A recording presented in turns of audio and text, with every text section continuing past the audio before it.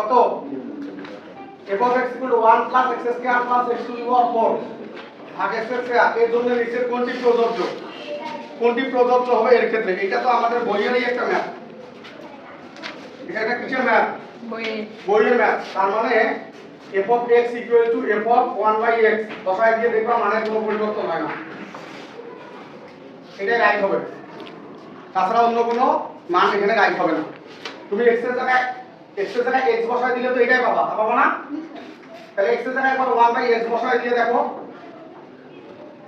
তাহলে 1 plus x এর জায়গায় 1 by x, তারপর whole square plus 1 by x, তারপর 4 আছে 4, আবার 1 by x, তারপর স্কয়ার আছে স্কয়ার। হ্যাঁ, উপরে লসাগু হলো x to the power 4, তাহলে এখানে হবে x to the power 4 plus x square plus 1, আর নিচে হবে 1 by x স্কয়ার। এটা এখন উল্টায় দাও, তাহলে তোমাকে এই রেজাল্টটাই আসে। তাহলে 1 plus x square plus x to the power 4, এই দুইটা কাটলে আরো দুইটা থাকবে। তার মানে বোঝা যাচ্ছে f of x equal to f of 1 by x square x, এই সম্পর্কটা রাইট। অথবা বইয়ের এই ম্যাথটা বইয়ত আছে এরকম করে দেয়া, f of x square equal to 1 by x square যদি থাকতো তাও রাইট হতো।